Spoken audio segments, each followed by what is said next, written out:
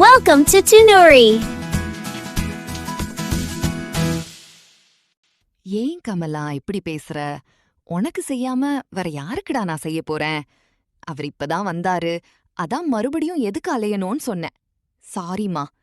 என்னங்க, நீங்க போயிட்டு நம்ம கமலாவுக்கு நல்ல மீனா பார்த்து வாங்கிட்டு வாங்க. சரி ராதா, நான் போய் வாங்கிட்டு வரேன். கமலா, நீ போய் ரெஸ்ட் எடுடா. சரி அண்ணா, நீ போயிட்டு சீக்கிரமா வா. கிருஷ்ணாவும் சரின்னு சொல்லிட்டு மீன் சந்தைக்கு கிளம்பினார். அங்க வா கிருஷ்ணா, இப்பதான் இந்த மீன் சந்தைக்கு உனக்கு வழி தெரியுதா என்ன? ரொம்ப நாளா ஆளையே காணோம். எங்கண்ணே, வேலையே நேரம் சரியா இருக்கு. இதுல அங்க இங்கன்னு எங்க அலையறது? இன்னைக்கு தங்கச்சி ஊர்ல இருந்து வந்திருக்கா. அதான் அவளுக்கு புடிச்ச மீன் வாங்கிட்டு போலான்னு வந்தேன். யாரு? நம்ம கமலாவா? எப்படி இருக்கா? இந்த ஊர் பக்கம் வரவே மாட்டாளே. ஆடிக்கு ஒரு வாட்டி, அம்மாவாசைக்கு ஒரு வாட்டி தான் வருவா. ஆமாங்கண்ணே, நாம என்ன சொல்றது? அவளுக்கும் சிட்டில வேலை இருக்கும்ல. ஆமா ஆமா, என்ன வேலையோ. இந்த காலத்து பசங்க சிட்டில தான் இருக்க ஆசைப்படுறாங்க.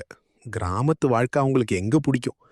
சரி, அவ வீட்டுக்காரன் இந்த வாட்டியாச்சும் வந்தானா இல்லையா? அவர் எங்க வந்தாரு? பிசினஸ் விஷயமா வெளிநாடு போயிருக்காராம். அதான் தங்கச்சி மட்டும் வந்திருக்கா. என்ன கிருஷ்ணா, போன வாட்டியும் இதேதான் கமலா சொன்னா. அவருக்கு நம்ம கிராமத்துக்கு வர விருப்பம் இல்ல போலயே. அதான் ஏதாச்சும் காரணம் சொல்லி வரமாட்டிக்கிறாரு போல. என்னவோன்னே, தங்கச்சியாச்சு. வருஷத்துக்கு ஒரு வாட்டி இந்த அண்ணனை பார்க்க வரா. எனக்கு அதுவே போதும். சரி, மணி ஆகுது. நீங்க நல்ல மீனா பார்த்து வஞ்சரத்துல 1/2 கிலோவும் சங்கரால 1 கிலோவும் போடுங்க.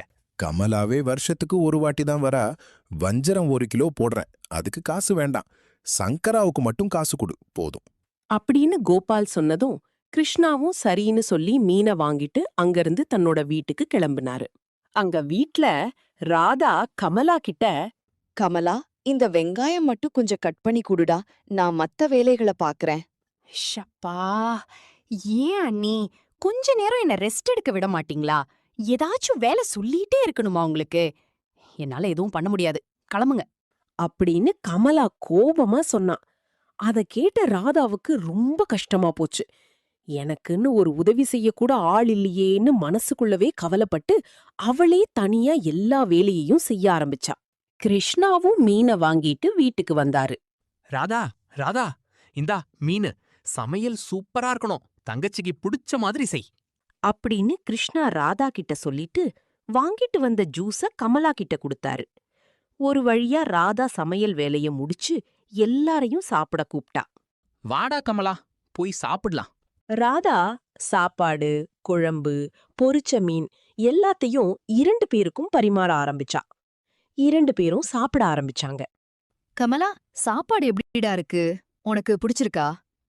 என்னத்த சொல்ல, ஒரு உப்பு இல்ல, காரம் இல்ல. ஏன் அண்ணி, இப்படிதான் உங்க வீட்ல சமைக்க சொல்லி கொடுத்தாங்களா? அண்ணா, எப்படி இந்த சமையல டெய்லியும் சாப்பிடுற? என்னதான் இருந்தாலும் நம்ம அம்மா கைப்பக்குவம் வேற யாருக்குமே வராது.